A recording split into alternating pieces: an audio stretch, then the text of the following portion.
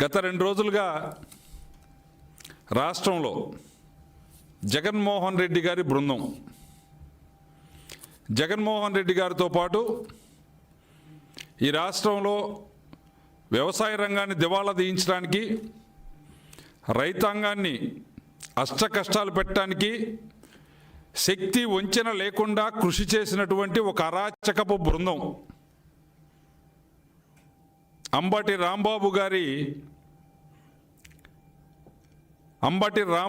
గారి లాంటి సభ్యులతో కూడినటువంటి బృందం 2 రోజులుగా వాళ్ళ సహజత్వాన్ని బయటపెట్టుకొని, వాళ్ళకున్నటువంటి గుణం ఏదైతే ఉందో ఈ రాష్ట్రంలో వ్యవసాయం పట్ల, రైతుల పట్ల వాళ్ళ ఆలోచన ఏమైతే ఉందో దాన్ని వ్యక్తీకరిస్తూ ఉన్నారు. అరేరే, నిన్న ప్రెస్ మీట్ పెట్టి వాళ్ళ ఆక్రోశం వెళ్ళగక్కుతూ ఉన్నారు.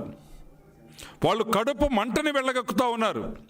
వాళ్ళే స్వయంగా చెప్తున్నారు, కడుపు మండిపోతూ ఉంది, కళ్ళల్లో నిప్పులు పోసుకున్నట్టుంది, గుండె తరుక్కుపోతున్నట్టుంది, రైతులు ఇంత ఆనందంగా ఉండటం ఏంటి,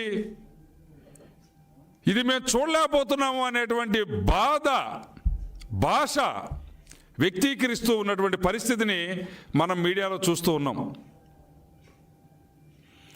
విత్తనం నుంచి విక్రయం వరకు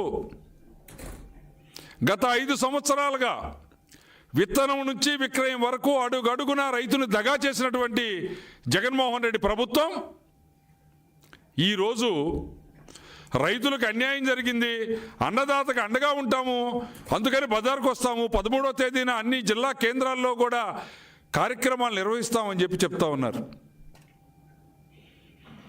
నిజంగా రైతుల దగ్గరికి పోయి ఈ మాట చెప్పి నీ పార్టీలో ఉన్న రైతులైనా సరే నువ్వు బజారుకు తేగలిగితే జగన్ రెడ్డి అండ్ బృందం గుడ్. కానీ గుర్తుపెట్టుకోండి, మీరు నిరసన కార్యక్రమం పేరుతోటి ఈరోజు రైతాంగానికి జరుగుతున్నటువంటి మేలుని ఆపటానికి ప్రయత్నం చేస్తే మీ మెడలో చెప్పులు దండలు పడటం ఖాయం. మీరు రైతుల దగ్గరికి వెళితే మీకు జరిగే సన్మానం అదే. దాన్ని గుర్తుపెట్టుకోండి. గత 5 సంవత్సరాలుగా రైతులు కోల్పోయినటువంటి, రైతులు నష్టపోయినటువంటి విషయాలు ఏవైతే ఉన్నాయో అవన్నీ తిరిగి ఈరోజు గాడిని పెట్టేదానికోసం కూటమి ప్రభుత్వం రైతు గెలవాలి, వ్యవసాయం నిలవాలి అనేటువంటి మహాసంకల్పంతో మాన్యశ్రీ చంద్రబాబు నాయుడు గారు ఏమైతే చేస్తూ ఉన్నారో, రైతుని రాజుగా చూడాలి అనేటువంటి సంకల్పం ఏదైతే ఉందో విజన్ 2047లో ఆ డాక్యుమెంటరీలో రైతాంగం యొక్క ఆలోచన ఏ విధంగా ఉందో, రైతాంగం పట్ల ప్రభుత్వం యొక్క ఆలోచన ఏ విధంగా ఉందో తెలియజేసేటువంటి పరిస్థితి, పరిణామం నడుస్తూ ఉంటే ఈరోజు రైతాంగాన్ని ఆ నష్టపోయినటువంటి వాటిని తిరిగి పూడ్చేటువంటి క్రమం ప్రారంభిస్తూ ఉంటే అది తట్టుకోలేక మీరు బజార్కు వస్తూ ఉన్నారు.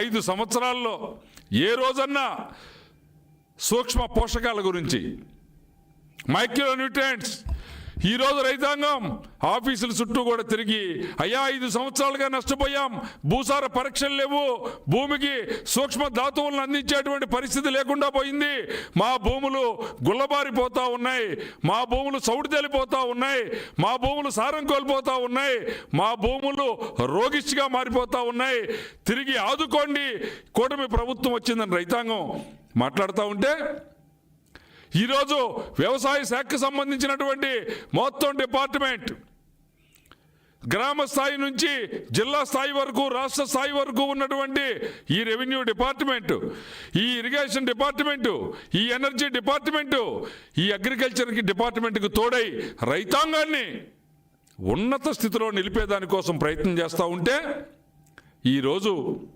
నీచాతి నీచంగా మీ ఆలోచనని, మీ ఆవేదనని వెళ్ళగక్కేటువంటి ప్రయత్నం చేస్తూ ఉన్నారు.